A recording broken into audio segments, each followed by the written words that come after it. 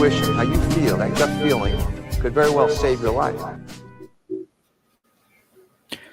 What is up, everybody? Welcome back to the Sleuth Intuition channel. I'm your host, Patrick Vallejos. We are broadcasting to the world live from Phoenix, Arizona. We're going to be diving into Abby and Libby's case. Titled it, Did Richard Allen and Kegan Kline use Anthony shots to lure Abby and Libby? Now, where would I get an idea like that? Well, take a look at the thumbnail right there. I think that's where we're going to start. The two images on the left were downloaded by Libby while on her way to being dropped off to the Monon High Bridge Trail. She downloaded those off of Instagram to her phone. The one on the far right is a screenshot from the video that she made that she was narrating, basically almost as if she was replying to these two photos here. It didn't seem, to me, it didn't appear as though she was talking to Abby. It appeared as if she was kind of narrating a video, and it makes sense now that we have these two photographs. Law enforcement still doesn't know where they came from. I'm not quite sure how they know that it's from Instagram, but not who the owner or the creator or which profile on Instagram it belongs to.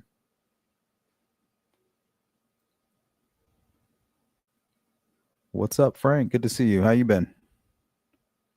Haven't seen you in a while.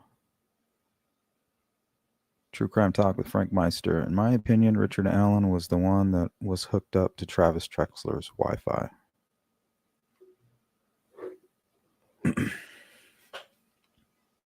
Well, here, we can get into something. Let's see. Where should we start? Well, I made this timeline. I think this is helpful for people. But first, let's kind of get an idea of where we're coming from. So once again, if you're just joining us, the two photographs on the left were downloaded by Libby while on her way to the trails, right? She's in the car with Abby and Kelsey. Plugs in her phone, downloads these off of Instagram. Why? Later, she takes a video on the south side of the bridge where she's saying, She's kind of narrating like, hey, this is the path that we go down. And then when Abby finally makes it over and gets close enough to Libby, she starts talking to her like, hey, there's not a path there, so we need to go down here. So what is there? What is Libby referring to? Where is she going? Why are they over there? Why are they even crossing the bridge?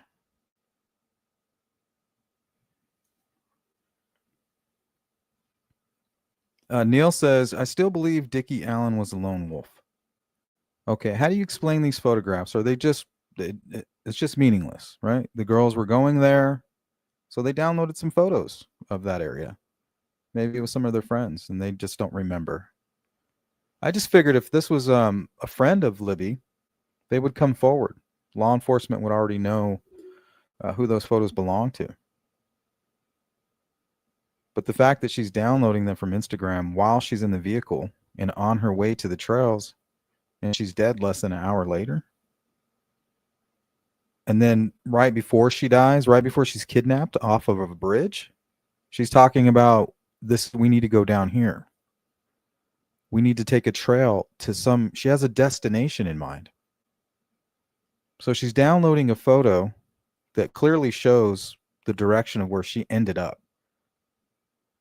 So that photograph is where Rick Allen took the girls, down there, right? According to Libby's phone data, he took them down the hill and somewhere over there, probably closer to the private drive. But it's just interesting that she's downloading a photo of where she ends up being kidnapped and taken to.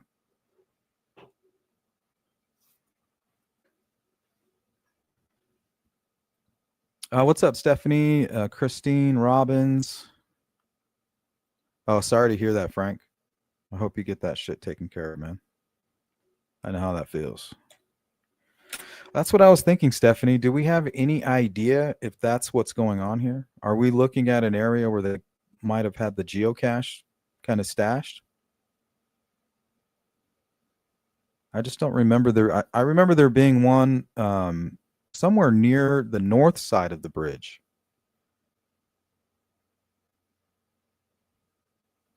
Somewhere around there. There is, I think there might even be two. But I know Kelsey and Libby did do some geocaching right there. So is that what we're looking at? And why is it still a mystery for law enforcement?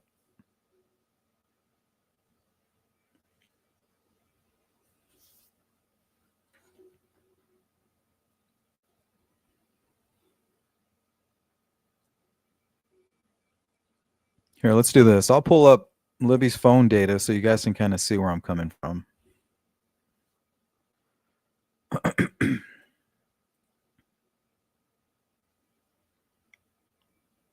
So we'll close that and we'll hold on to that.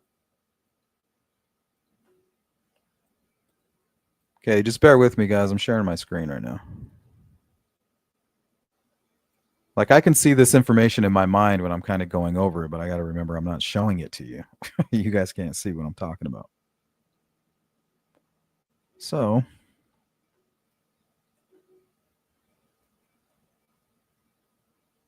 here it is. So 144. She's just a few minutes away from reaching the trails. She's in the car. She's halfway there already. And for whatever reason, she downloads these two images from Instagram.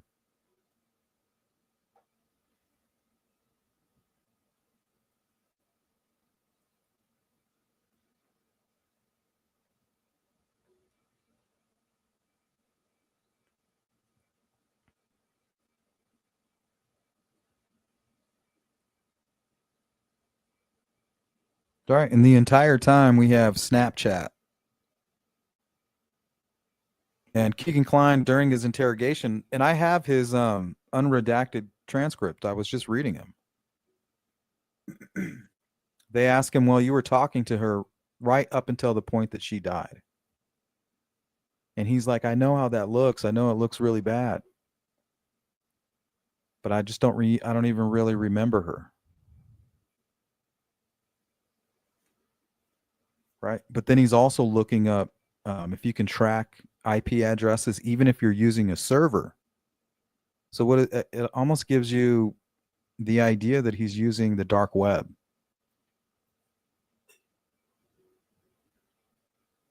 Like he's wondering if he did everything he should have done to remain anonymous.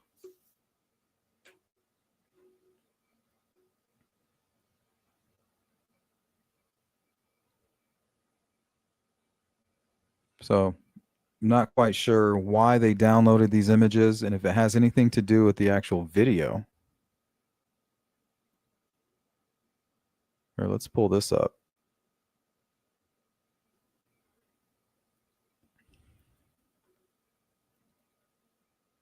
Let me know if you guys can't hear this.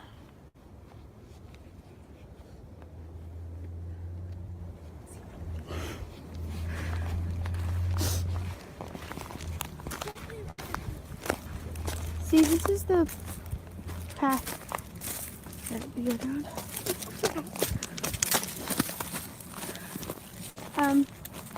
There's no path. Thanks, Neil. Going there, so we have to go down here.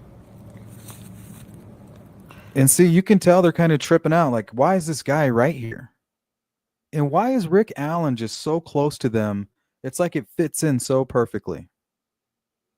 Right? They're being it's almost as if they're being lured here and he's just waiting for them to fall into the trap. He didn't even hesitate. He's like, "Oh, there they are. They're going right where I've tricked them to go. So all I have to do is come up right behind them, stay calm. They probably won't even acknowledge me. They might think I'm just some harmless guy. But all of a sudden, and they're kind of tripping, I think. They're like, well, okay, this guy's getting really close. He's kind of creepy. But, you know, this is Delphi. Nothing's going to happen. But anyway, Abby, we can't go there. There's no trail there. We got to go down here. And then before they know it, this guy that they kind of just dismissed is on them with a gun. And I think it's at that moment where they're like, oh, shit, like we were lured here. The person, Anthony Schatz, is really this guy. Right? We've been duped. Stephanie says, yeah, in that area, I believe. You believe or you know? Jamie, there was one on the north side and one just off the road. See, that's what I thought, Jamie.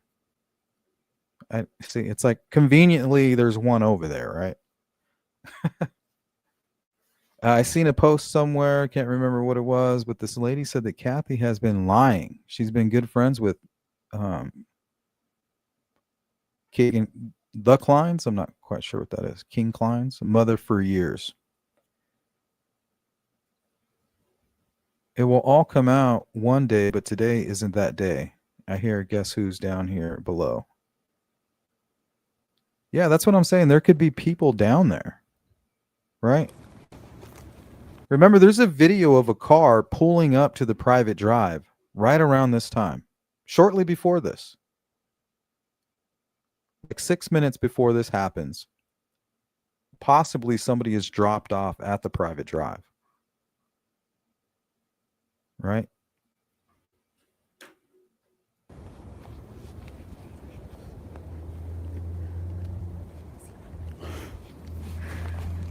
And early on in the video, I swear I can hear a man's voice that says, yeah.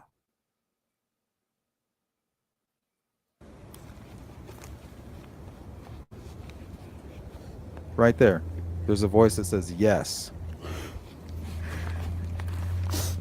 And it almost sounds like it's down there, underneath the bridge. See, this is the path that we go down. See, I think Abby's just saying, holy crap. I don't think she's afraid of Rick Allen at that very moment in time. I think she's saying, holy crap. Like, because that's the first time she's on that trail or on that bridge. And what the hell is motivating her to do that?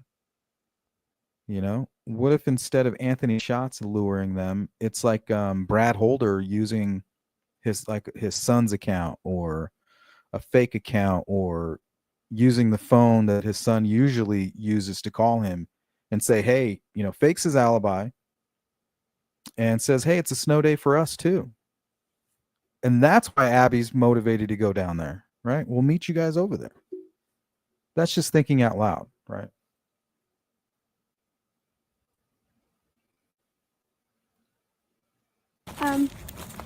There's no path going there, so we have... See, right there. Libby says there's no path going there. What is she doing on that side of the bridge? I'm pretty sure there is no geocache on the south side. It's on the north side. There's no path going there, so There's no path going there, so we have to go down here.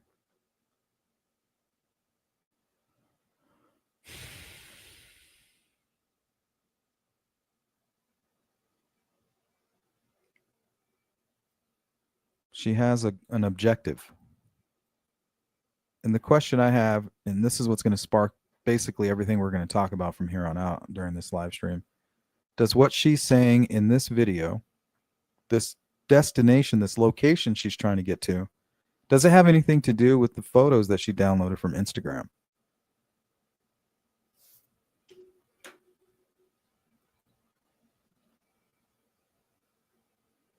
And if it does, that points back at the Anthony Schott stuff.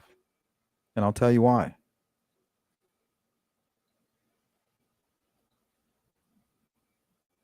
So first, let's look at the timeline. If it was Richard Allen and the Klines, and if they were working together. So I call this video the KK Richard Allen timeline. So now the premise of what you're seeing here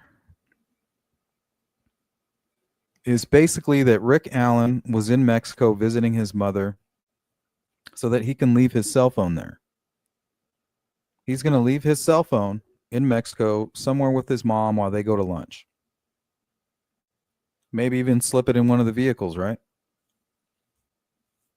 Have it connect to YouTube, hit play, turn it on mute, plug it into the battery, a portable battery, hide it in the back seat somewhere. Right? Same day, you have Kegan Kline connected to the Trexler Wi-Fi. That's his alibi. You know, he's over here. His phone is showing in Peru. But it's also showing that he's logging in at 8 a.m.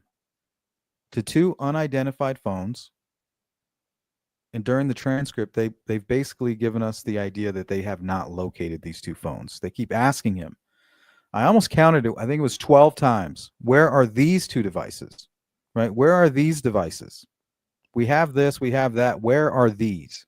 And we're still looking for whatever it was that Rick Allen was using.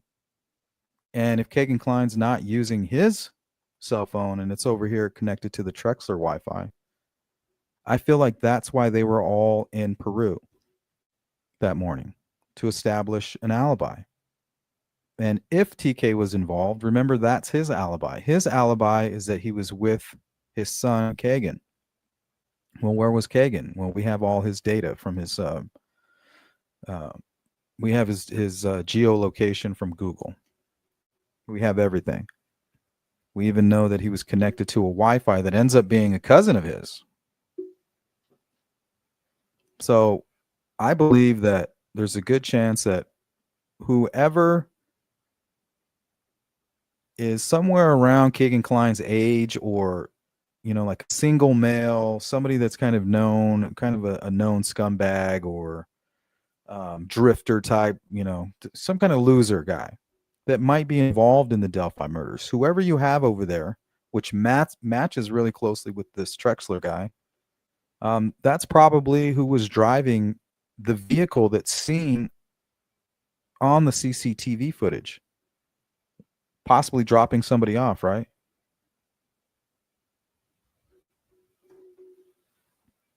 Well, a lot of people ask, well, if they pulled into the cemetery with the Klines, why weren't they on the Hoosier Harvest Store video?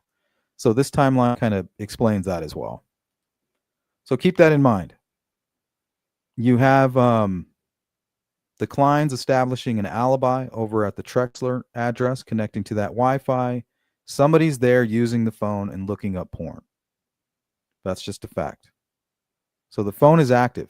So whoever that is, if these guys are in this together, that person is involved and has information about the crime. It would be at this point, sometime around 12, maybe 11:30, 12-ish, that they're going to leave, that Rick's going to leave Mexico. The Klines will be leaving Peru, possibly with another party, and following each other into Delphi, possibly meeting at the Marathon gas station. What's interesting about the Marathon gas station is we have missing footage. FBI, they went in there to pull the footage, and for whatever reason, it got damaged. It's useless now. And also during the interrogation of Kegan Kline, they create this scenario for him. They're like, all right, listen to me, Kegan. Let me give you a scenario. I want you to try to understand where I'm coming from. Well, they talk about this guy going into a gas station, right? They said, okay, the guy goes into the gas station and robs the place. And we have him on video. You know, that's evidence. They say that's evidence. So it's very interesting that we know for a fact that Kegan Kline was looking up the Marathon gas station. That's a fact. It's been testified to in court. It's been said by Detective Vito on multiple occasions. So I just thought that was interesting. He looked up the Marathon gas station, and it'd be very interesting if he was actually caught on tape, you know, going in there to pay for gas or pulling in and paying with a card.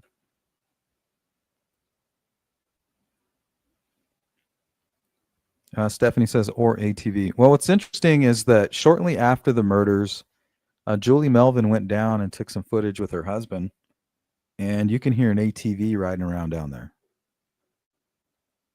So it's interesting that you say that. Y'all do me a favor, quit being a scrub, hit the like button. Do it. Yeah, real live nightmare, Stephanie. And if somebody like Rick Allen can be involved in this, I think it can happen to anybody. All right, let's watch this. So now you guys kind of have the context here. So here, the black dot is Rick getting ready to leave his mother's at Mexico. And down at the bottom, you're going to see the Klines kind of pulling off the Highway 24 there and meeting up with him.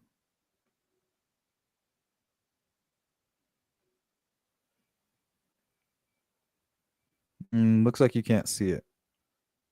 Oh, well, that's them, the Klines, and this is them showing up to Delphi. Probably are anywhere between 11 and 12. Right? Rick doesn't want them coming to his house. I'll meet you at Marathon gas station. Rick goes home, puts on his disguise, grabs his box cutter, his gun, his mask. Kegan Kline's over there at the gas station, probably pumping gas. They got to drive there and back. Rick doesn't. Rick meets him back at the gas station, says, follow me. They talk for a moment. And then they say, hey, we should take the back roads. They're getting ready to head out this way. Let's take the back road. We'll go to the cemetery. So this is right. This is Rick's backyard. So he thinks his plan's going to work perfectly, you know, in this hypothetical situation.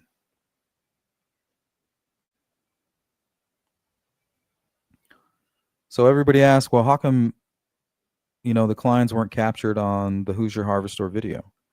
Well, because it's obvious that Rick came in through the back way, right? We don't have Rick entering the area on the Hoosier Harvest Store video. We have him leaving. So 100% he came from that back area. Why wouldn't the Klines, if they were with him, do the same thing, then also leave in that direction? So right here, it doesn't look like you can see that. But right here, together they pull into the cemetery. So we'll pause right here. So I think at one point, Rick and the Klines were right here in the cemetery, just like Kegan Kline confessed. So don't forget, Kegan Kline is the only person to 100% officially confess to his part in the Delphi murders. That is a fact. He even brought the investigative team back to the cemetery, told him that him and his father waited in a vehicle, never said Jeep. That was put out there by Noe. He was somebody that was locked up with Kegan Kline. He's the one that injected, well, first he injected a Jeep, and then people just turned it red because all over Facebook you can see that they owned a red Jeep. But truthfully, it's probably the vehicle that was spotted by Brad Heath. It's probably the same guy who was seen at, what was it, 9 a.m., 8:30, 9 a.m. over there by the entrance of the private drive. Those are the guys that were doing all the recon, making sure everything was good to go, and then going back to Peru. And then that's when they all linked up, figured out what they were going to do, and then came back out to Delphi and launched this plan to murder 2 innocent girls. So I would say probably around 12:30-ish, they're here. And they're kind of stalking the girls on Snapchat and talking to Abby and Libby on Snapchat. And we know for a fact that they were talking to Anthony Schatz. Not only the night before, we have it on the phone, right? All the times that Snapchat came up, and through testimony, and right from the mouth of Detective Vito. He said they were talking to them the night before, the day of, all the way up until they were murdered. So I believe they were both, the entire group of individuals was right here, all together. And then at some point, possibly one of the people was driven back around towards the private drive and dropped off. And then that car, that was probably the square vehicle that was being seen by Betsy Blair, Brad Heath, and even Brad Heath's buddy said he saw it kind of parked up near the Freedom Bridge entrance and was overlooking the park, like they were seeing like what the fuck was going on, if everything was cool. That's what he said during an interview with Gray Hughes. So we got this boxy car, we got somebody parked at the cemetery, and we got Richard Allen over here at the CPS building. Well, why did he park at the CPS building? Well, if he's stalking these girls on Snapchat, he can see that that's where they're about to end up, right? They're heading towards Freedom Bridge. I will park, pass in front of the Hoosier Harvest Store video, right? He's captured on video, not coming, just leaving. At the exact moment, right? Right after they post to Snapchat, boom, there he goes. 2 minutes later, and he's passing them with some kind of angry look on his face, determined. And then Betsy Blair said the one thing that she does remember is that the guy looked like he was waiting for somebody. Richard Allen said he was lying in wait. Well, what the hell is he waiting for? What is he waiting for? Why does he look like he's waiting for somebody? And why are Abby and Libby appearing to be going to a specific location? It's almost as if they're communicating through coded messages. Like, think about it. If you're a child predator and you're grooming somebody, that could be a method of not getting caught, right? If they catch your communication, it's just photographs. But if you have the key to your coded message and you give it the key to the other person in person, say, hey, look, this is how we're going to communicate. This is our key. When I show you this, this is what it means. That way, if they get busted, all you have are these strange photographs and an unknown profile.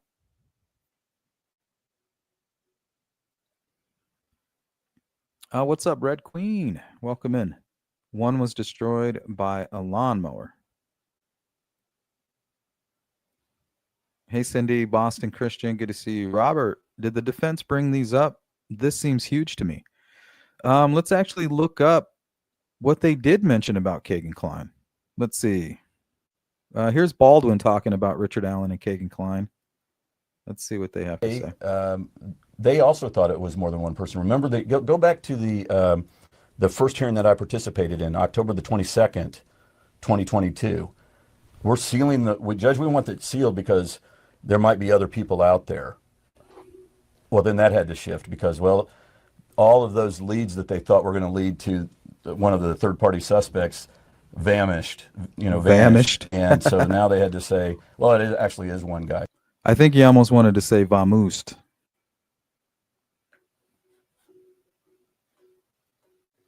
See, so you have that. And then I think they also put some stuff out in some hearings. Let me see if I have that handy. I'm sure I do. Let's see. State's response. This might be the long-winded. Okay, recent mention. I think this is it. Okay. Yeah, I think this was put out by the defense.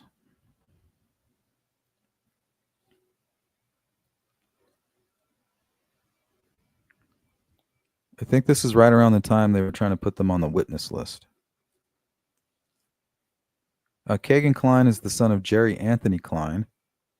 He was 22 years old in February 2017, and he and Jerry Anthony Kline resided in Peru, Indiana in February of 2017. So we're definitely not trying to accuse anybody of anything. We're just reading some public documents.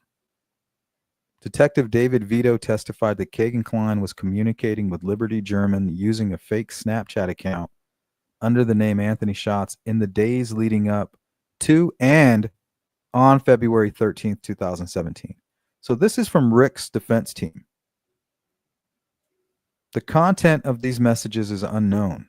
He further testified that Kegan Kline admitted to driving to Delphi. Do you hear that?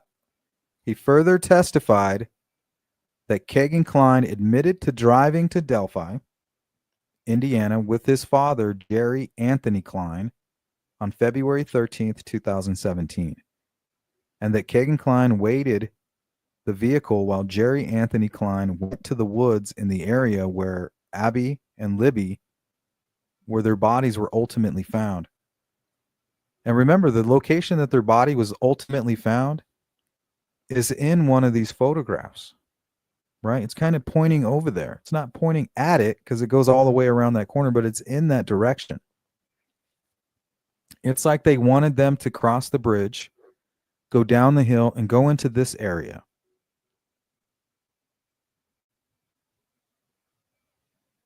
And even Libby saying in her video, like, this is how we get there. We can't go here. We got to go down here. Well, why is she crossing that bridge and going down there? Does it have anything to do with those Instagram photos? And the fact that she's talking to Anthony Schatz? Okay, Detective David Vito testified that Kegan Kline stated that when Jerry Anthony Kline returned to the vehicle, he had blood on him. Roland Purdy further testified that Kegan Kline admitted that they discarded a knife in a river when they were driving home. All of this evidence creates an inference that Kegan Kline and Jerry Anthony Kline murdered Abby and Libby German. So this is coming from the defense team. You want to know why they didn't go in this direction any further or push it? Because it's the same reason that they didn't test Richard Allen's bullet themselves. They weren't going to do any favors to the prosecutor because they thought that this might be likely. I mean, this is the direction the defense was going. They tried their hardest to connect Richard Allen to the Klines. That's all they wanted. They tried their best, according to Vito. And Holman said, we did our best to find a connection between Richard Allen and Kegan Kline. Well, tell me this. Why is it that after Kegan Kline confesses, I think it's like a month later, less than a month later, they're arresting Richard Allen. So you have him, yeah, it was over a month because he confessed on the 19th, August 19th. So yeah, a little over a month, but very shortly after the search that was conducted because of this confession that Richard Allen's defense team is referring to. Let's see if I have anything else supporting that. Let's see. I thought I had a bunch. Oh, not to mention Kegan Kline failed a polygraph test in relation to the Delphi murders.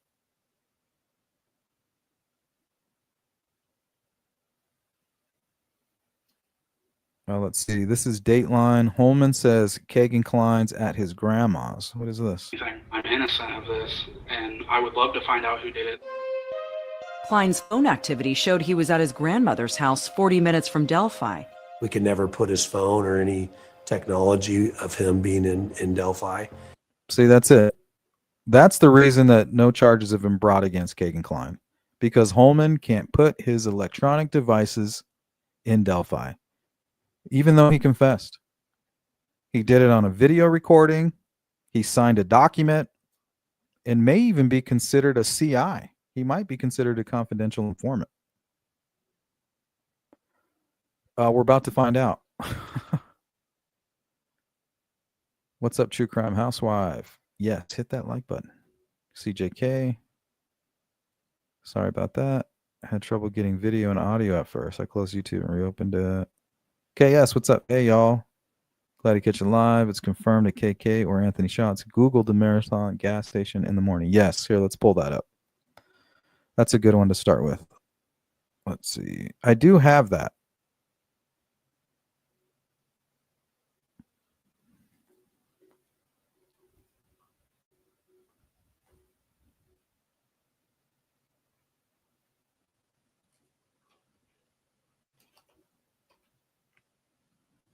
At least I thought I did.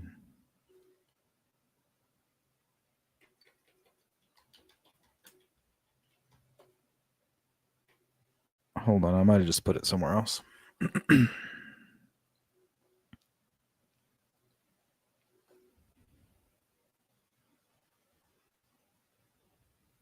Oh, here it is. Okay, veto on KK confession. Here, I know what I'll do. I'll put that over here in the file that I had open.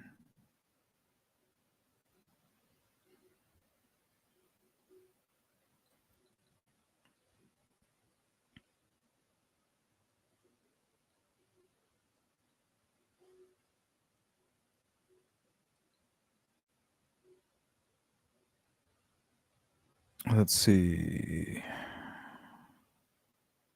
I have Vito talking to the murder sheet. And he says that.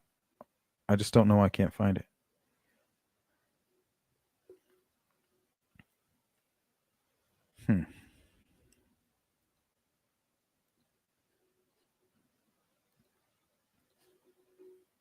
Here, let me put this up on the screen for you.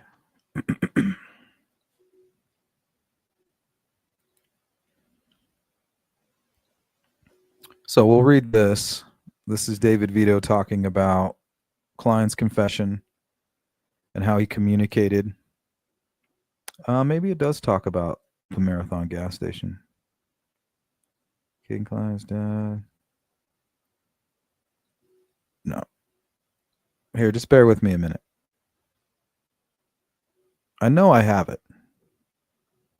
So it's the murder sheet interviewing Detective Vito. And he says, yes, it is a fact that he searched the Marathon gas station the day of the murders, but they still don't know why.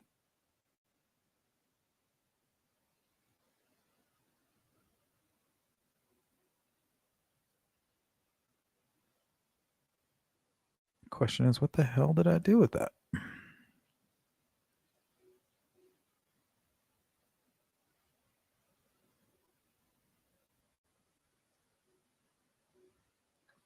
Let's see. Let's search the murder sheet, maybe.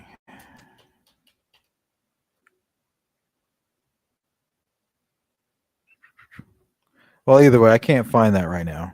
But if you want, go look at the murder sheet's video of them interviewing Detective Vito, and he talks about it.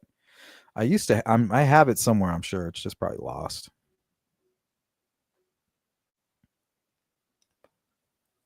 Let's see if they make any mention of it here. Okay. So ISP Detective David Vito testified about his investigation into Kegan Kline, who communicated with Libby German on social media under the screen name Anthony Shots in the weeks before the murders. Well, he had another account too. It was Emily Ann 45. So there was a Hannah Rostel, Emily Ann 45, and then Anthony Shots. which is interesting. There might have been 3 people involved in the crime, right? Once investigators identified Kline as the person behind the account that had contacted German on the day of the murders, they obtained a search warrant for his laptops, phones, and discovered the devices contained child porn. Vito testified that significant resources were devoted to investigating whether Kline and his father Jerry were connected to the murders before Richard Allen was arrested, even taking Kline to a cemetery near the crime scene in August of 2022, where Kline claimed to have gone with his dad on the day the girls were killed. Vito said Kline had told police his father went into the woods for a few hours and came back with blood on him, and that his dad threw a cell phone and a knife in the river before they left the area. The detective told the court that investigators later searched the water near the crime scene, but they found no cell phone belonging to Kline or knife matching the one he described. I wonder if it's possible if they could have gone back and grabbed the phone or grabbed the knife or yeah, I don't know. That part's a little bit confusing. Maybe they didn't get a clear idea of where, the phone and the blade were thrown. Or even maybe that's just what the dad told them. Maybe that's what they told Kegan, like, oh, we threw it in the river. Vito said after Allen's arrest months later, in less than 2 months, later in October of 2022, well, less than 2 months from when they first started questioning him. It was later that they arrested him. Investigators discovered Allen had at some point lived in the same Miami County neighborhood. Did you hear that? Allen had at some point lived in the same Miami County neighborhood as the Kline family. This was on 2nd Street. I already knew this. Before this was even made public, I had a source that told me this. But they never found proof the family spent time together. On cross-examination, Vito told prosecutors that police were able to disprove that Kegan Kline and his dad had been in Delphi on the day of the murders, testifying that investigators found cell phone. That's it. Cell phone evidence showing both were at home in Peru. Vito told the court that investigators were not able to place Kline or his father at the crime scene or in Delphi on the day of the murders. So what it sounds like, if you want to get away with murder, all you have to do is hook your cell phone up or have some idiot run around with your cell phone over there while you're committing a crime over here. Because apparently that's all you need to establish an alibi. No follow-up, no supporting information, no video, no witness testimony, nothing. That's it.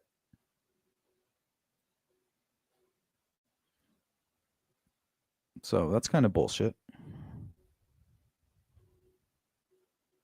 Okay, let me see what I have here.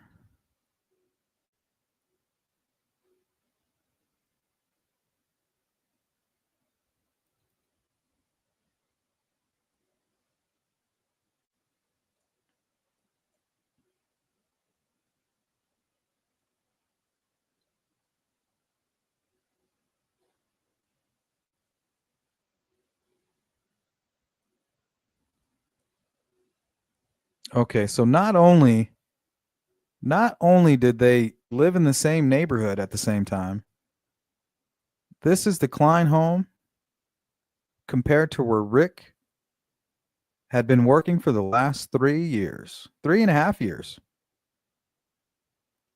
You're telling me that the Klines never went to this CVS right around the corner from their home? Look at that. Look how close that is. Kline home, Canal Street, Richard Allen. And what's another interesting thing is if they planned this, that could explain why Rick transferred from CVS just weeks before the crime. He was only recently working in Delphi. He had transferred over. He had recently transferred from this location to Delphi. I think it might have been like maybe a month.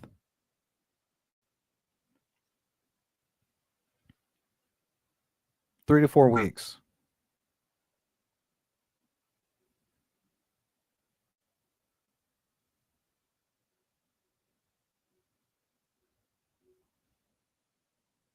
All right, let's catch up on some of this chat here. What are you guys talking about? Just in, hackers gain access to public address systems at 4 North American airports, including Harrisburg International Airport in Pennsylvania. Yikes.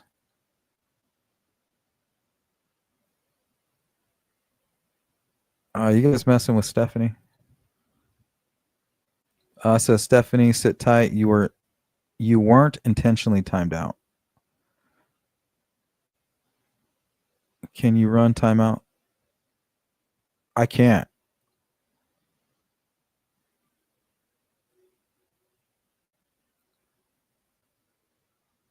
I can after the stream.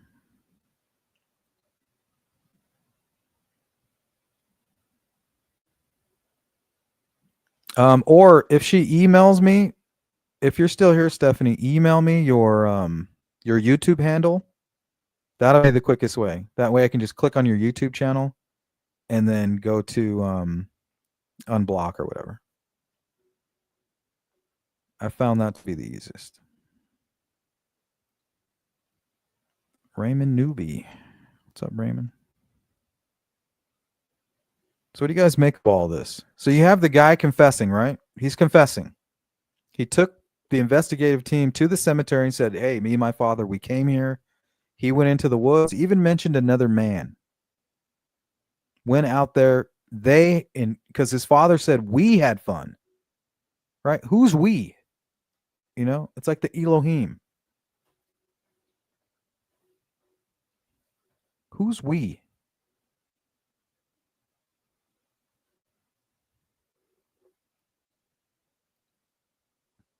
So if you have the guy confessing, you have Abby and Libby downloading these photos of what appears to be somewhere on the south side, not far from where they were eventually kidnapped and brought. That same location. Then the photo in the middle almost appears to be, a specific area. Here, let's pull that photo up. I want to talk about this photo for a little bit. Because it's either something or it's nothing.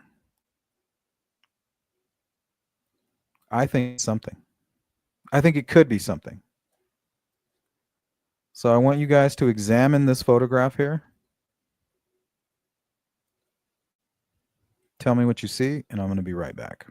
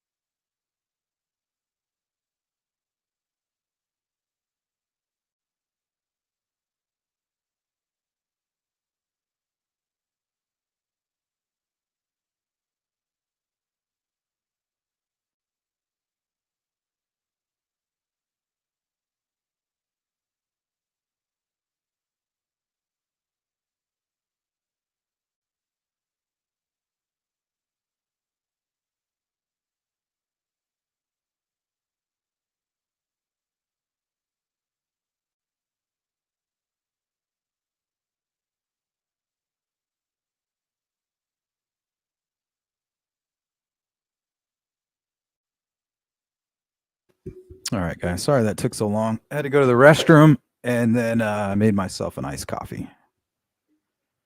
And thank you, Don, by the way. I appreciate that. Thank you guys for your continued support. Not sure if that's related or not. Possible, though. This is one thing that really stands out to me. It almost looks like somebody colored this in with a Sharpie. Like these two black stripes and then sharpen the tip.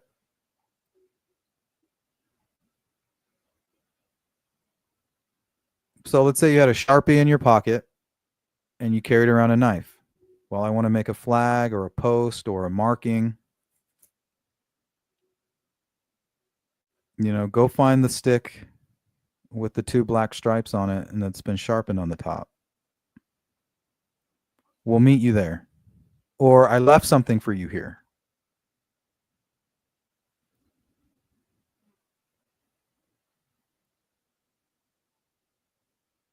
Demi, what's up?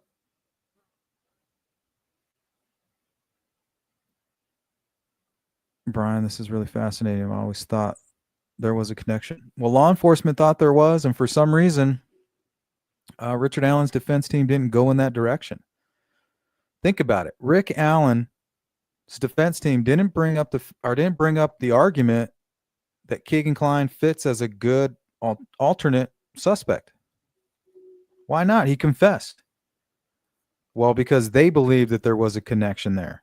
They could see behind the scenes that law enforcement thought that there was a connection and they tried to establish a connection. So why would his defense team help them in doing that? Even accidentally.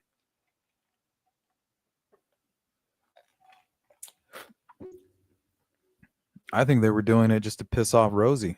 I think it was a threat because it was his firm that represented Kegan Kline. I think if they would have went that route, they could have got him kicked off. He would have to recuse himself. It's good to see you, Timmy.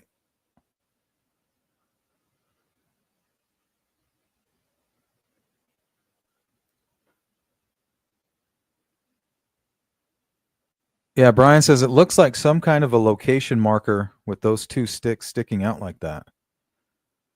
But what is it? What is it marking? And why would someone want to do that? Well, think about it. It's right near Valentine's Day.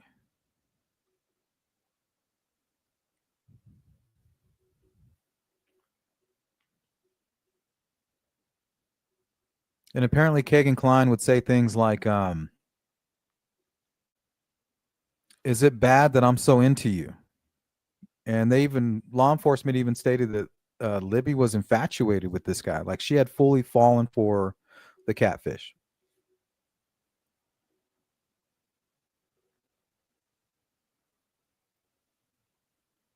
Hopefully you guys can hear me.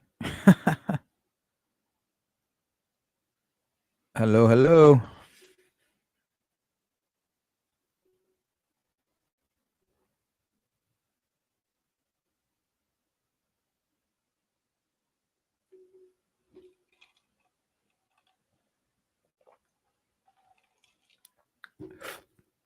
Is it really frozen?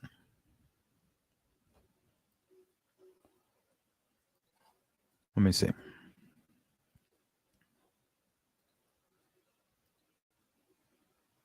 Looks fine to me.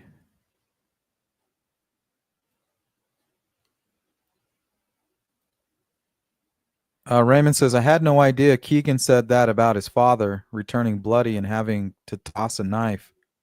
Who would make that up? That's a good question. I mean, Kegan Kline definitely might make that up if he's going to get something in return. But it literally sounds like what happened, right? It's not like he's just some random guy. He's the guy that created the Anthony Shots account in July of 2016. Now, I was watching a live stream. I can't remember. It was a while ago. It was Rick Snay. Now, Rick Snay is friends with Tony Kline. And Rick Snay thought he was doing Tony a favor by saying publicly that Tony purchased his tickets in July of 2016, or 6 months prior is what he said. He said, And for all of you who are trying to tie Tony Kline in, I talked to him about the Las Vegas trip. He purchased those tickets 6 months in advance. So 6 months in advance is exactly when the Anthony Shots account was created.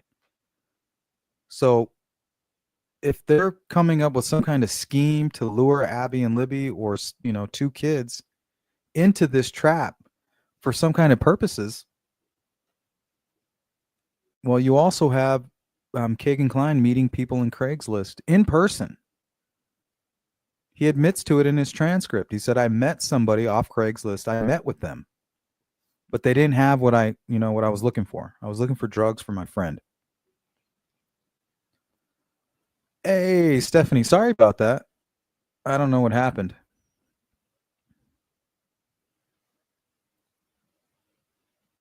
It's a YouTube issue, not useless. Oh, yeah. Sorry, guys. Because on my YouTube, when I go, I always have YouTube open on a separate screen so that I can make sure everything looks fine and sounds fine. And that's working fine. So I don't know if you guys, maybe you're on your phone. It could be the mobile app. Maybe they're getting hacked. There's like some big hacking attempt going on right now. Thank you, Paulina. I appreciate the feedback. Live feed with audio just came back for me. Good. Welcome back in, guys. Yeah, not sure what happened. But once again, what do you guys see in this photograph? Do you see what I see? You know, it's almost like somebody just coming up with a quick idea, right? Well, how are we going to mark this location? Here, pulls out the Sharpie, kind of scribbles these stripes, sharpens the stick at the tip.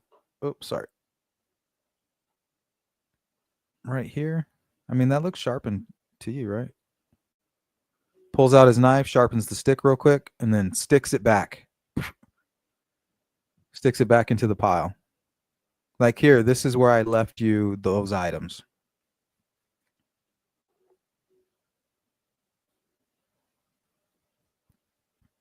So it's almost like he's saying, come right here, right here in this pile of wood.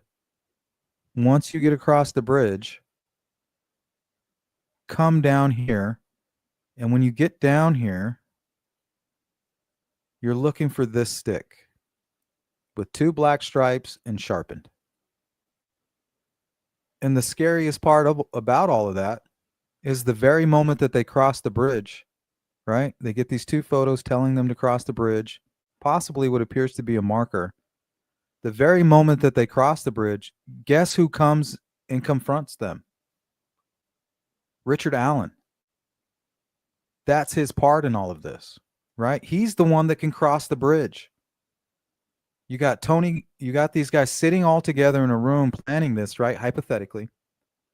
Who do you think's going to cross the bridge? Kegan? Trexler? TK? Or the fucking guy who's been crossing it for the last 7 years? Or what was it? 5 years, sorry. Right? That's his favorite place. He's going to cross the bridge. That's how they're going to tie this entire plan together. Kegan Kline's going to lure the girls. Tony's got some kind of connection in Vegas with Jan Kendall, right? Some kind of connection there that's motivating this group of people to come up with this scheme that appears to possibly be planned since July of 2016. And you can go run that. You can go ask Rick Snay. He's the one that said it. He said, I spoke with Tony Kline and he purchased his ticket 6 months in advance. He's friends with the guy. He said he asked him straight up, like, what's going on with this Las Vegas stuff?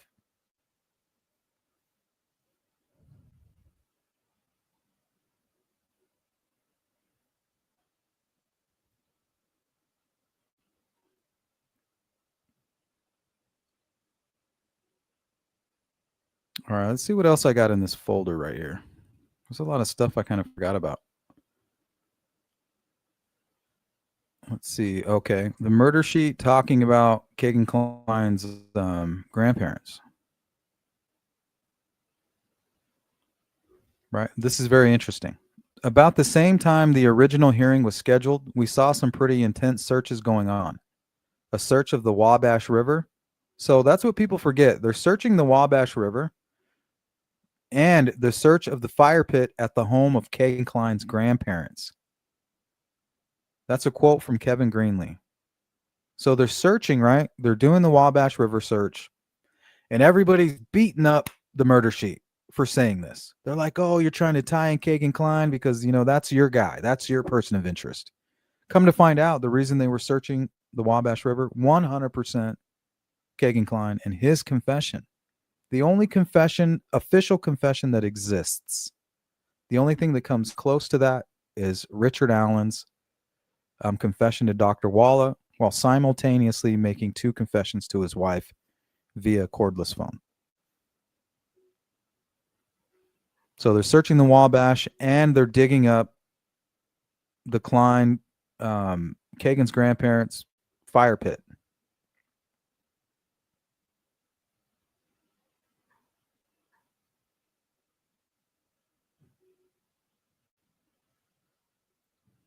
Very interesting. Let's see what else we got here.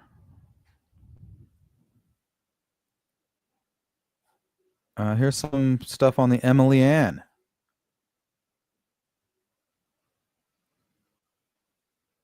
Doesn't it look? It looks like stripes.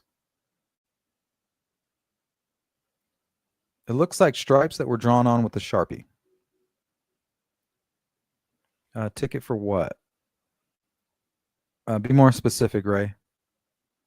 What's up, Anna? If Rick was involved with TK and TK in this crime, why in his confessions does he insist he did it alone?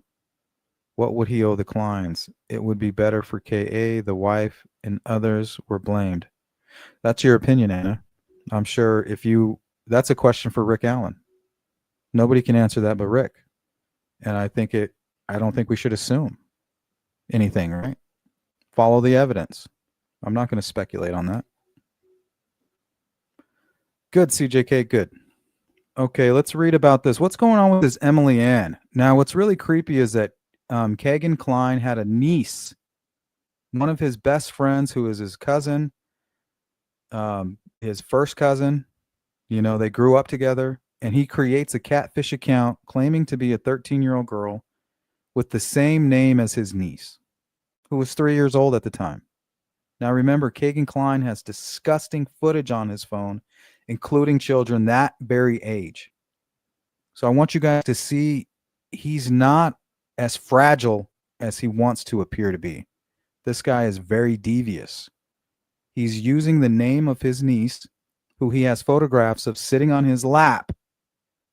He's using them to get porn, child porn, and illicit porn from underage kids. Think about that. We're not dealing with some idiot guy who's he made some mistake, right? No, we're talking about somebody who has a lot of skeletons in their closet and hides it well. You said Tony Kline purchased a ticket 6 months in advance. I didn't say that. I'm quoting what Rick Snay said. Rick Snay on a live stream that he talked to his friend Tony Kline, and that everybody who keeps accusing him needs to shut up, because he asked him specifically about the Las Vegas trip, and he told Rick, Tony told Rick that he purchased those tickets 6 months in advance. Well, the Anthony Shots account was created 6 months before the girls were murdered. Coincidence? I think not. If Rick honestly confessed, he could have helped himself and his beloved ones by giving information about others. That's your opinion, Anna. I disagree.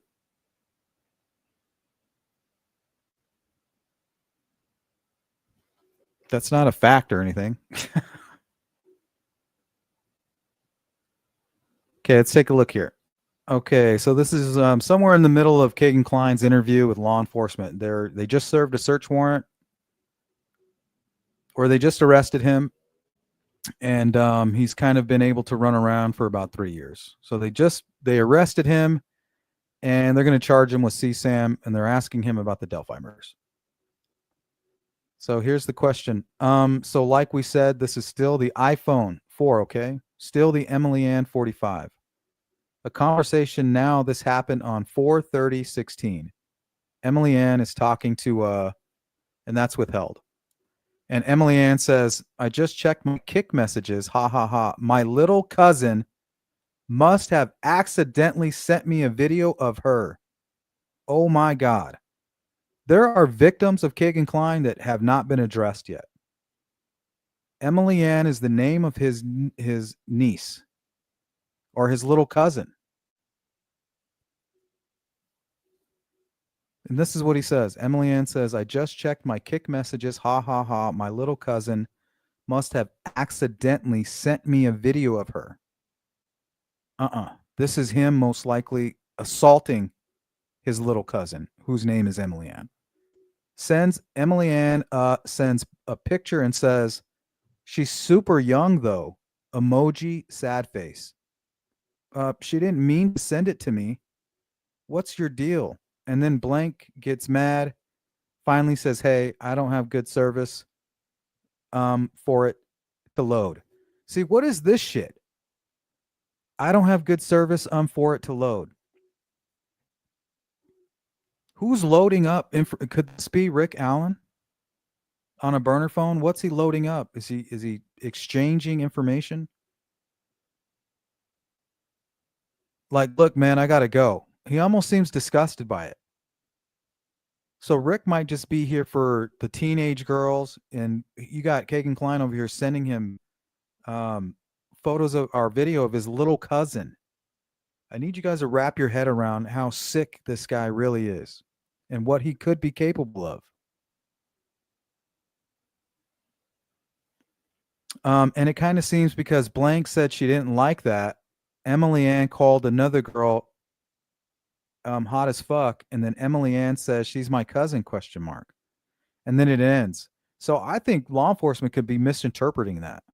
I think that Kegan could have been sharing this with somebody, even potentially Rick Allen. And Rick not being able to download it, right? Connected to the McDonald's Wi-Fi. He's at CVS, Wi-Fi. Like, hey, I can't download this. For whatever reason, it's not letting me download this.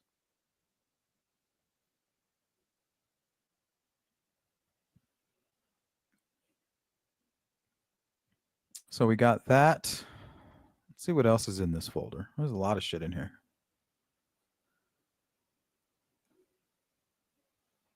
This was something that was posted to Facebook February 26, 2017. Okay, I'm weirded out. This is probably just a sign that I'm paying too much attention to this case. But I went to Liberty's Instagram yesterday and noticed that a really strikingly attractive teenager had liked a couple of her posts.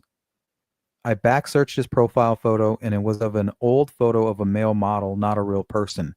Well, he's a real person, as he was claiming to be, but he claimed to have just moved to Lafayette.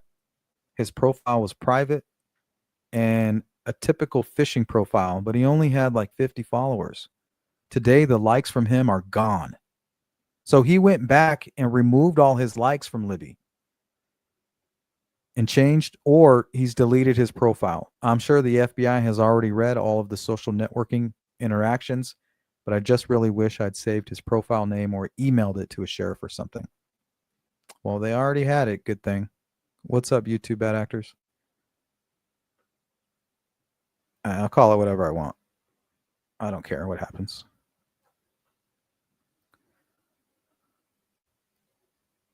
Call it what it is.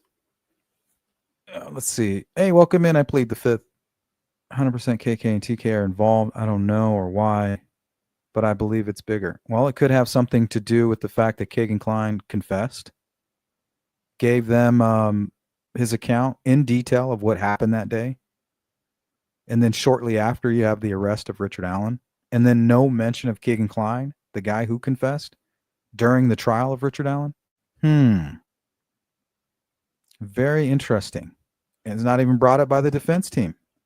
They went with Odinist, not Kegan. In what world does that make sense?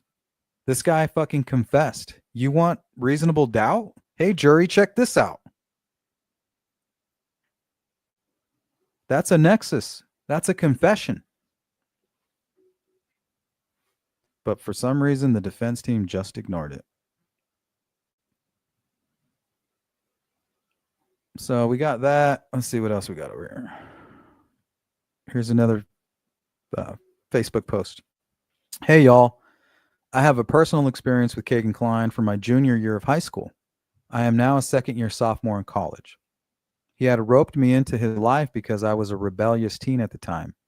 He said he would be my sugar daddy, and that sounded great until it wasn't. He'd have me send him pictures and videos and try to make me meet up with him, and try to make me meet up with his older friends as well, and would beg me to let them gangbang me. Luckily, he never knew where I lived, and that didn't happen. But seeing it now, those girls could have been me. And that's beyond scary, right? Now, remember, we're not talking about the Kegan Kline that Kegan Kline wants us to see. We're talking about the guy who may be sexually assaulting his little cousin and using her same name to catfish other young girls. Right? That's how it works. Hey, I'm a young girl making friends with other young girls. 13, 12-year-old girls think they made a new friend named Emily Ann. But the entire time, Emily Ann won't shut up about her older brother, won't shut up about her dad, won't shut up about this person, right? Why won't they shut up? Because that's the whole goal. The goal is to gain their confidence with the young account, the 13-year-old Emily Ann account, and then get them over there to trust Kegan Kline when he starts reaching out and doing all this disgusting shit.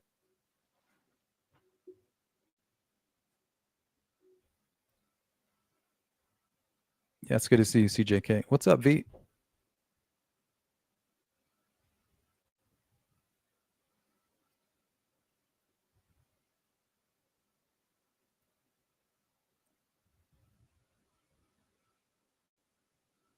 That would hurt him if he confessed about the Klines.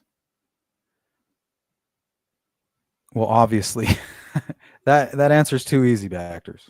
Too easy, drill sergeant. Too easy.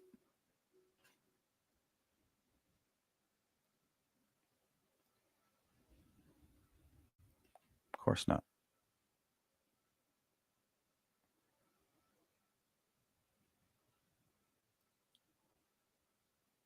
Stephanie says, what took Betsy Blair so long in the public library with public Wi-Fi? She had to shit. She had to take a big old dookie. Happens to the best of us. Probably taking diuretics or something. I don't know. She was out there trying to get her workout on. Maybe she had some bad sushi or something. It's all good. I'm not worried about anything. Yeah, that's disgusting, Stephanie. This motherfucker is putrid. Is probably the only word for it. Putrid.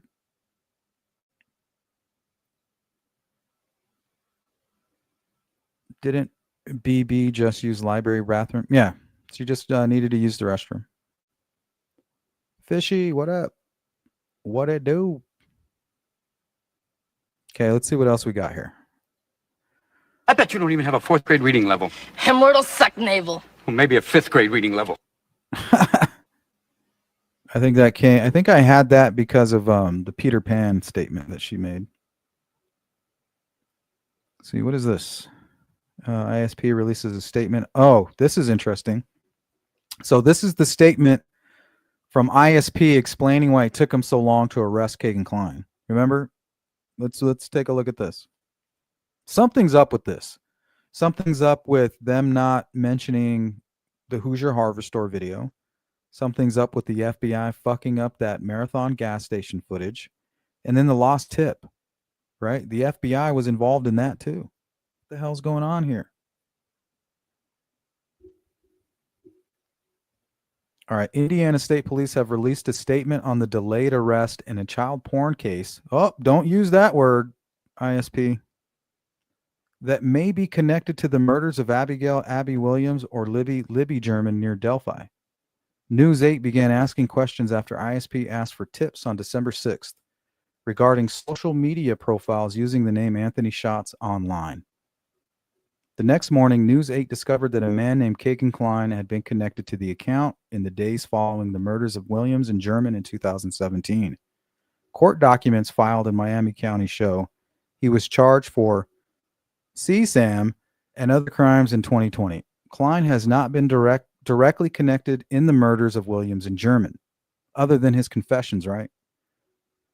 But here's the statement. And this is right after the arrest. Let's see. The Indiana State Police has received many media inquiries since their December 6th press release concerning Anthony Shots, right? Probably just Anthony Greeno and the murder sheets just constantly messaging them over and over and over and over and over. And eventually the identification of Kegan Kline.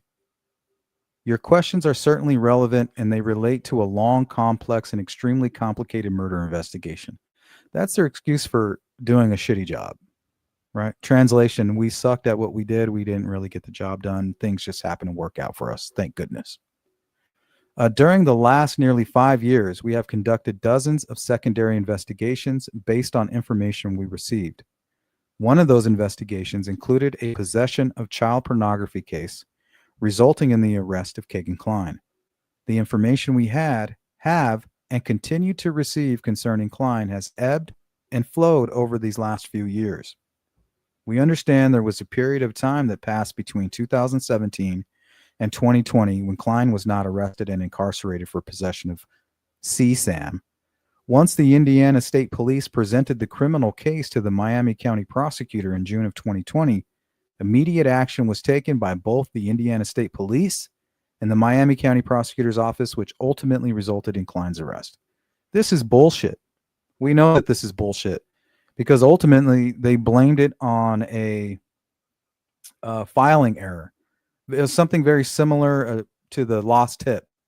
So they used the same kind of bullshit excuse for why the delay in the arrest of Kegan Kline, which is extremely similar to the lost tip bullshit. That narrative. Oh, doing great. Doing wonderful. Thanks for asking, Fish.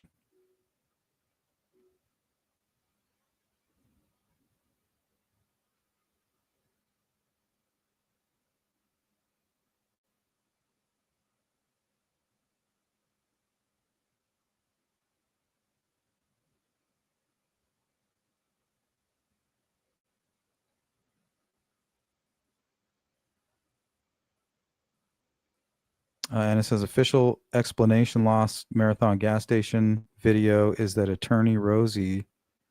That's not what happened, Anna. The FBI was tasked with picking it up way before Rosie was even near this case. And somehow it ended up getting corrupted. So I don't know what you're talking about.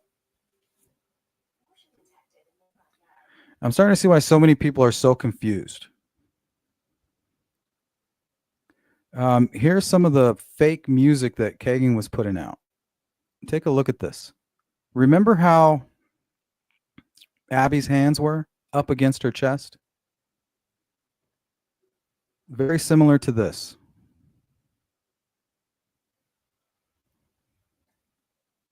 Hands up against her chest.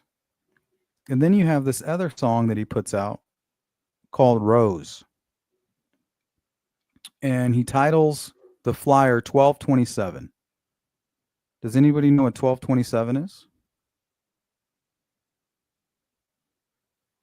Well, Libby's middle name is Rose, and her date of birth is 1227. So why is he creating these thumbnails for music that he's putting out? That's not him, by the way. He's catfishing with this fake shit. And then also something like this. And he titled it featuring Beartooth. I think they're a popular indie band, if I'm not mistaken. But he titled it Artery. So he titled it Artery.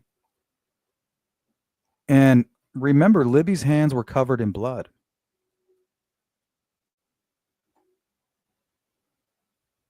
So what does that represent?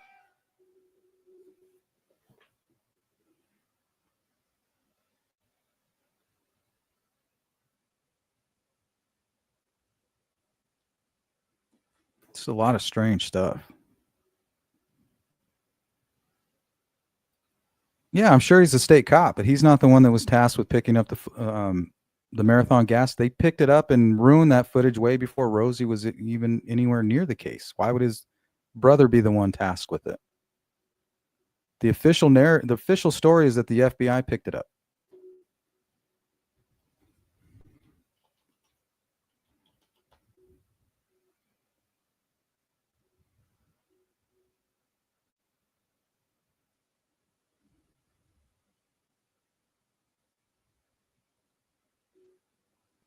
Here, maybe this has it on here. Let's see.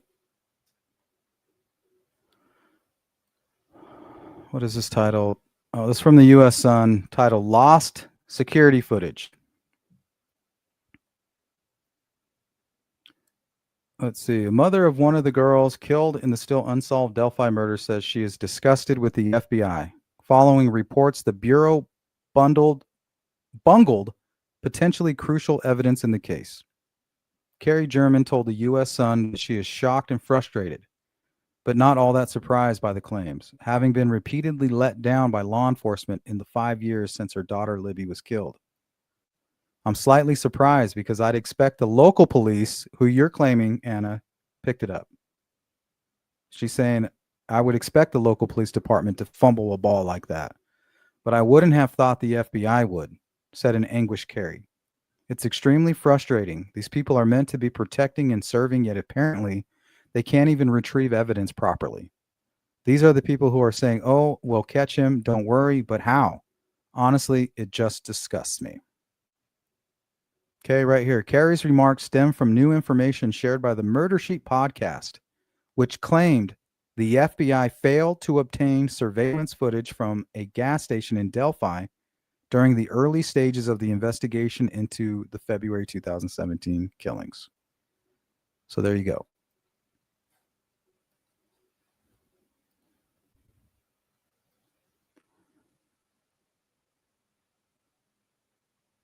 Okay, let's see what else we got in there.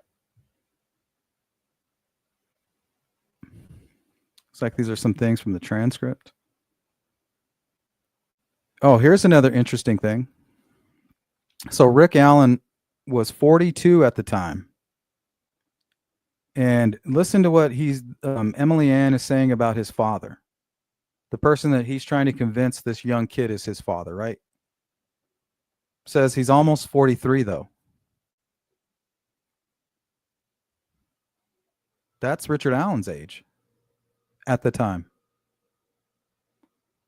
Emily Ann said, he asked if an older man took you in the bathroom and told you to get on your knees and suck his, would you do it? KK Baker said, oh, probably not. Emily Ann said, he asked if 40-year-old met you, could he look at your, you guys could read that. So that could be Richard Allen right there. So you have Richard Allen who works right around the corner from the Kline home. Why can't he meet up with these guys after work? Why can't he be over here hanging out with Kegan Kline? It's 2 blocks away. Apparently they knew each other when they were younger. They lived in the same neighborhood. That's a fact.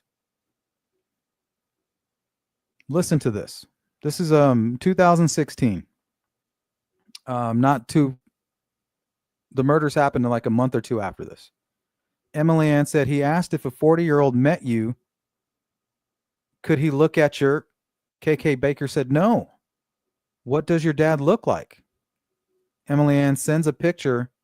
Emily Ann said, well, I'm sorry, KK Baker said. How old? Emily Ann said 42. That's Richard Allen's age at this time of this communication. KK Baker said 16. He said, oh.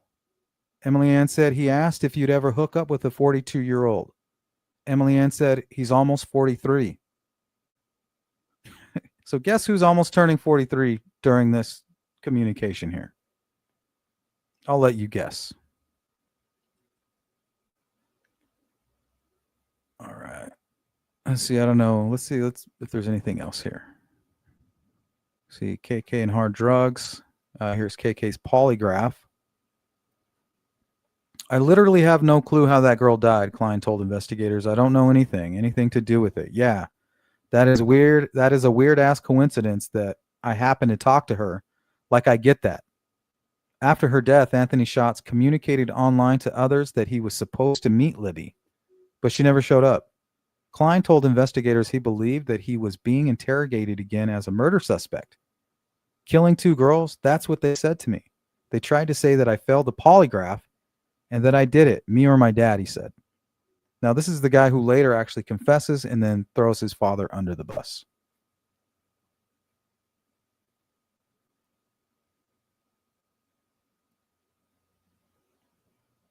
Stephanie says, I feel for Libby's mom. She gets overshadowed by the Patties. Yeah.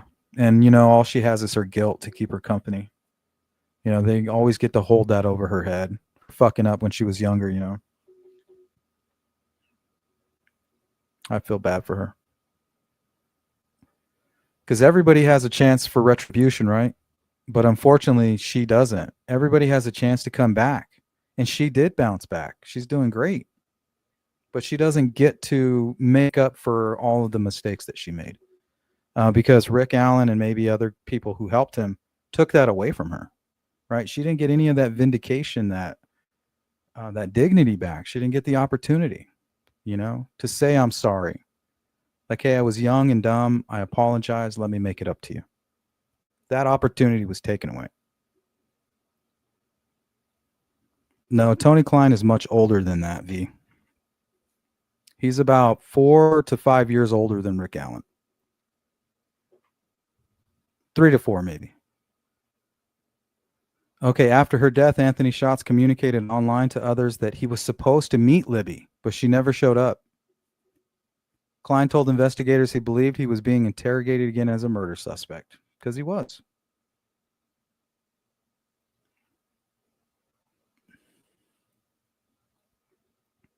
After the murders, he's in Las Vegas, searching nonstop about the Delphi investigation when you're supposed to be on vacation. You're still actually sending Snapchats to Liberty, and you know that she's dead, right? He's deleting his Facebook. He's unliking all of her photographs. And now he's doing what's called a countermeasure. He's messaging her so it appears as if he has no knowledge that she's deceased, even though he's looking right at the Delphi murders and he's going over the facts as he's sending messages to somebody who is already deceased, and he knows that she's deceased. Sickening.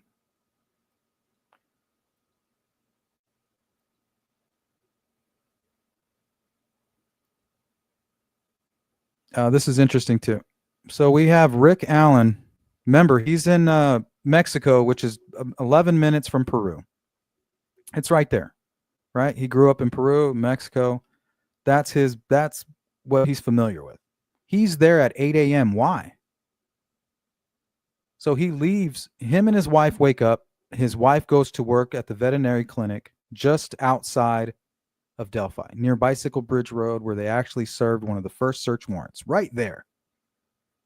He gets up with Kathy and goes to visit his mom. He says, well, I think she had hip surgery or something.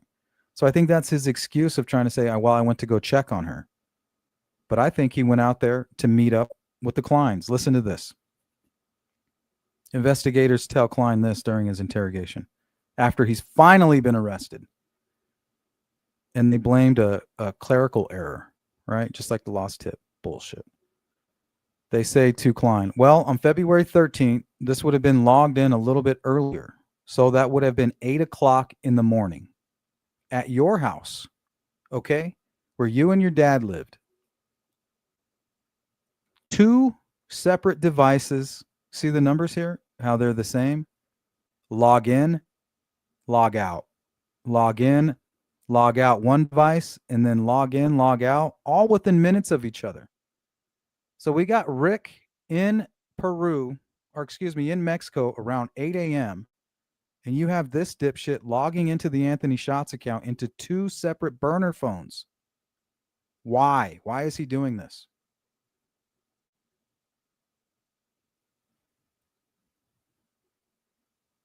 Then here they are again asking about those devices. Okay. What other devices would you communicate with her on? They're looking for this damn phone. What other devices would you communicate with anybody else on at that time?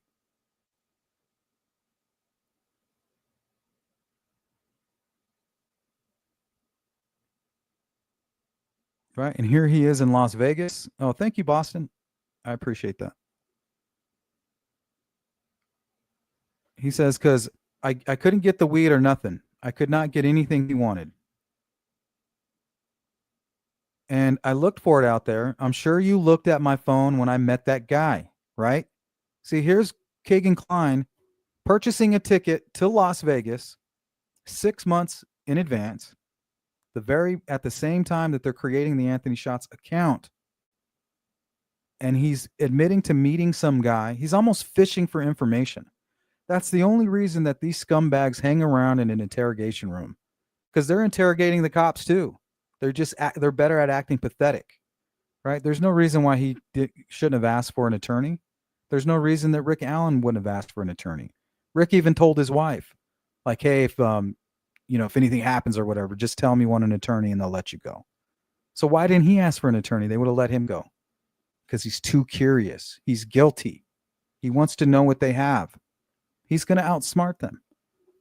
Kegan Kline's doing the exact same thing. But here he's putting the feelers out. Look at my phone. I know, he says here, and I looked for it out there. I'm sure you looked at my phone when I met that guy, right? I'm sure you know about me meeting some guy in Vegas, right? Look, these cops don't even know that they could be sitting on the golden goose right there. They just blow right over it. I think the more thing that I'm concerned about over a guy that you're meeting, like, don't you think they should question that a little bit? Like, why are you in Vegas and why are you meeting some guy on Craigslist? It didn't the cop, it didn't register with the officer. Like, who the hell is going to try to meet anybody on Craigslist for drugs? It's obviously a cop if you're doing that, right?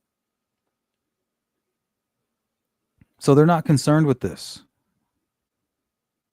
So you have the same guys who bought the ticket 6 months in advance, created the Anthony Shots account 6 months in advance, were communicating with Abby and Libby the day before, the day of, and up until the point that they were murdered. That is a fact. You have Kegan Kline searching the Marathon gas station in Delphi the day of the murders. Why? I wonder if it has anything to do with his absolute confession that he made. He was taken to Grissom Air Force Base, taken into ISP custody, yanked out of jail, brought to the cemetery in Delphi, where he gave this story that he was involved in the murders, that him, his father, and somebody else who just had fun after murdering 2 girls. That could very well be Rick Allen.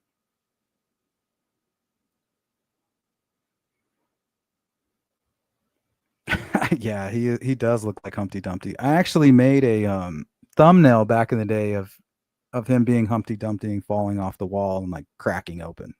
It's funny that you say that. Okay, here they go again. So the phone, your phone that you had, all your search history was deleted from 210 to 215. So on his personal phone, he has all these burner phones that he's using to basically elicit CSAM. But on his own personal phone that he hid from law enforcement during a search warrant, he deleted everything from 210 to 215. Why would he do that? If Libby's just some other girl and he's messaging hundreds and 50, 100 to 50 a day, and he's ready to face that, his repercussions, his punishment, why would he need to delete anything? Right? He doesn't need to. They already know that he's talking to Libby. Why does he need to come home, find the phone that he's hidden that could have had all the answers, but he deleted it? They've never recovered this information.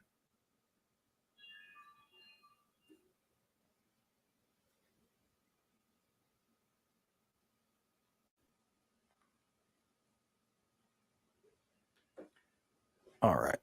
So another interesting thing. And right here he says, so during the time frame where this grooming would have been built up to meeting, it's gone. It's wiped away from your phone, but your other devices are complete. Very interesting.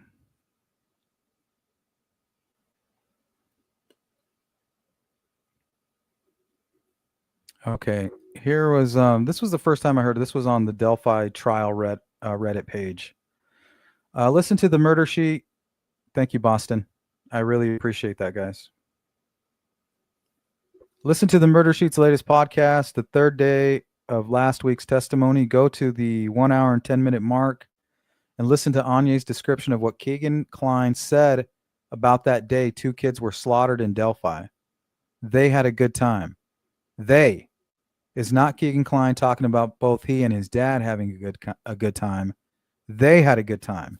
That's what Kegan Kline, who stated he waited in a vehicle for 2 hours at the back of the cemetery, said his dad told him when he got back to their vehicle that was parked at the back of the old Delphi cemetery, covered in blood, and said they.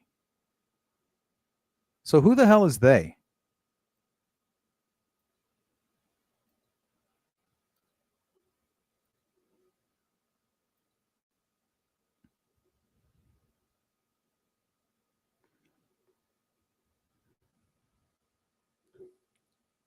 All right, let me see if I have anything else here. Let's see.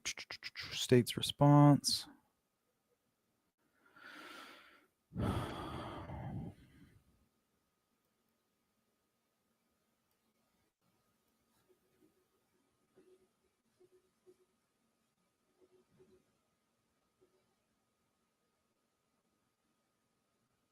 Okay, so this was from Reese Davis. A letter dated October 21st, 2025. Reese Davis states that Ron Logan, Kegan Kline, and Richard Allen are responsible for the murders.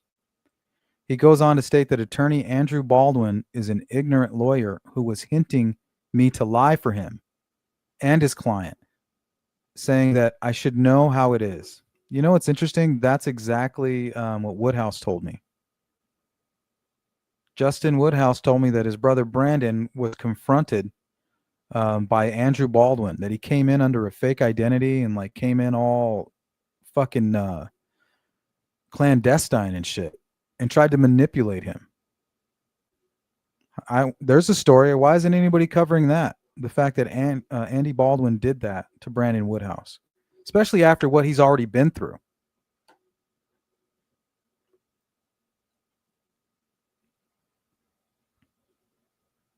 Let's see that. Although the state has diligently searched all the evidence involved in this case, the state cannot locate or even verify that the second letter sent from Reese Davis was received.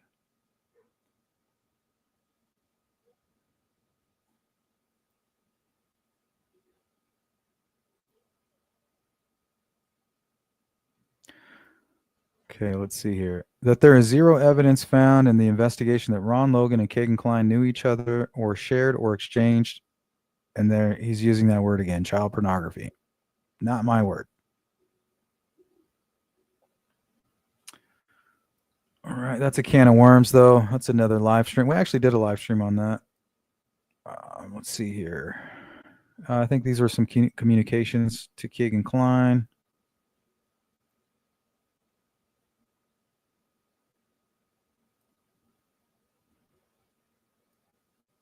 There's Tony Kline. That was him at Treasure Island.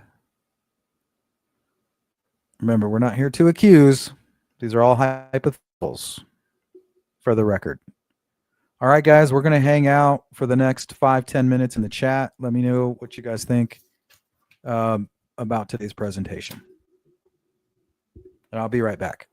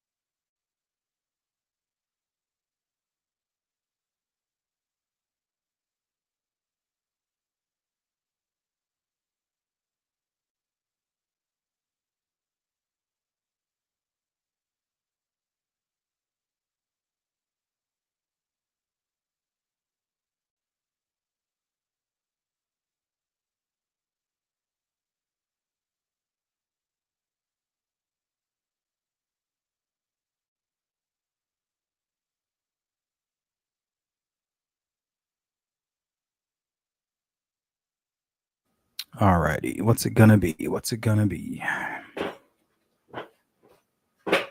Sorry, my chair's a little creaky. Squeaky and creaky. Neil says Baldwin is a piece of shit. Yeah, according to Justin, Brandon told him that Baldwin like snuck into the jail under a fake name and was like trying to get him to lie and shit.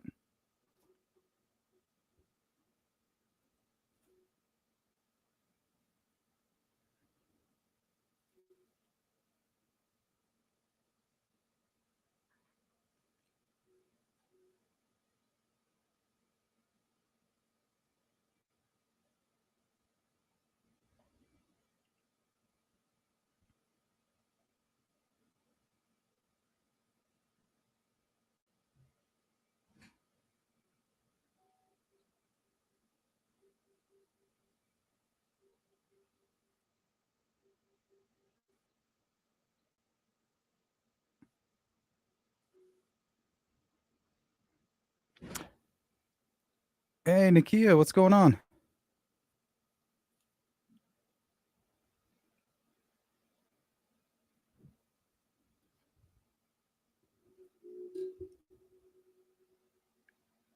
All right, guys. And if you are part of that replay crew and you're catching this late, and for whatever reason you missed this live stream, don't worry. Drop me a comment and I'll check on you guys. I'll see what you have to say, what you guys are talking about in the comment section.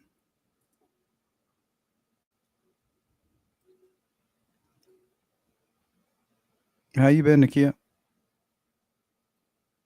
Stephanie, Holman's depot is just lies. What little I've seen so far today.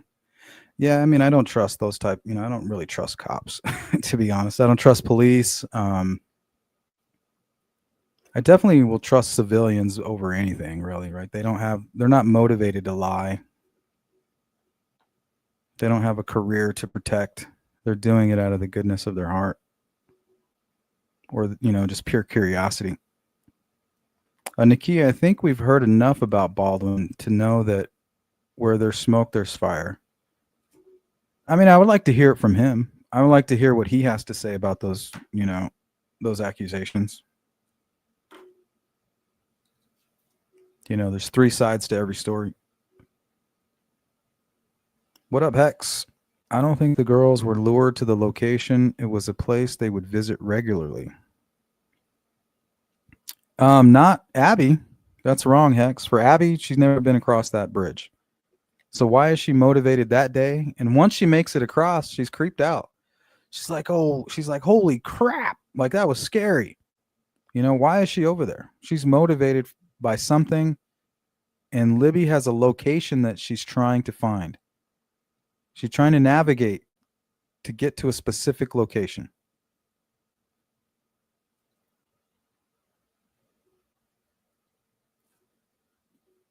Thanks, Stephanie. I appreciate it. Good to see you again.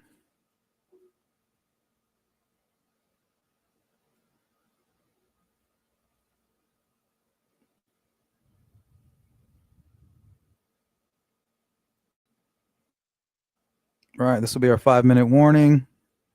So speak now or forever hold your peace.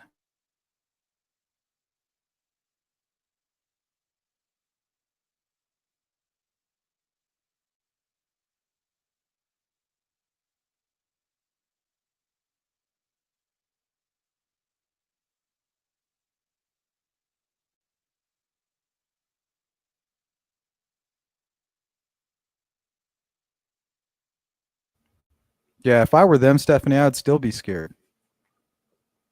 I'd be scared of the people who are in charge of investigating homicides in their area. I would be disgusted by that team. I would be asking for a complete overhaul. Definitely wouldn't have voted somebody like Tony Leggett in there. That's just more of the same.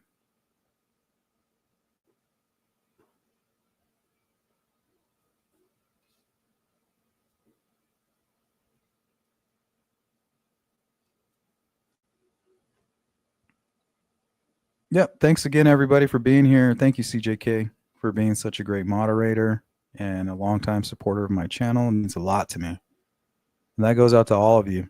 That goes out to the entire Sleuth crew.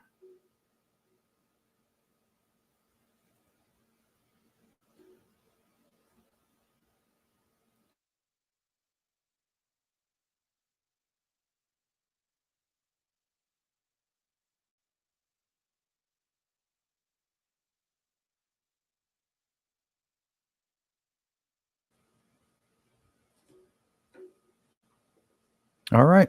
If there is nothing else, you guys, it's been a real pleasure. And I'll catch you guys on the next one. If you need to get a hold of me for whatever reason, shoot me an email. Don't be shy. sleuthintuition@gmail.com. And I'll do my best to get back to you. Other than that, Godspeed, guys. Stay vigilant. Don't do anything I wouldn't do. Peace.